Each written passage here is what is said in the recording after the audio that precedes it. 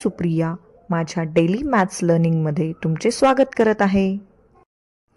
मुलांनो, आपण छान छान गोष्टीमधून गणित शिकत आहोत. तुम्हाला मजा येते ना?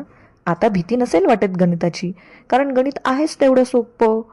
मग तुम्हालाही ते येतच असणार आहे आणि छान छान गोष्टींमधून तर आपल्याला अजून छान समजतं, हो ना?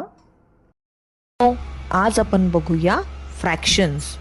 फ्रॅक्शन्स कशाला म्हणतात? लाईक फ्रॅक्शन्स कसे असतात? मग लाईक फ्रॅक्शन्सची ॲडिशन कशी होते आणि त्याची सबट्रॅक्शन कशी होते? चला तर मग बघूया या गोष्टीमधून.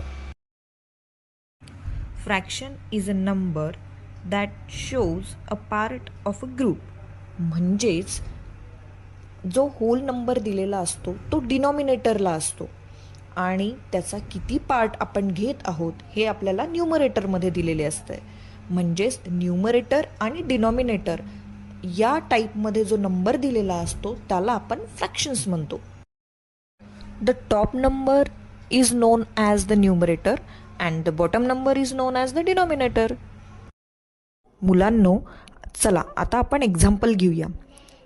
आपण एक पिझ्झा घेऊया. त्या पिझ्झाला आपण 4 इक्वल पार्ट्समध्ये डिवाईड करूया.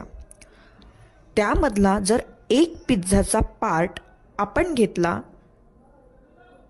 तर याला फ्रॅक्शनमध्ये आपण कसे सांगणार? म्हणजेच 1/4. कारण इक्वल पार्ट्स जे असतात ते डिनॉमिनेटरमध्ये घेतो आणि त्याच्यामधला जो पार्ट आपण घेतले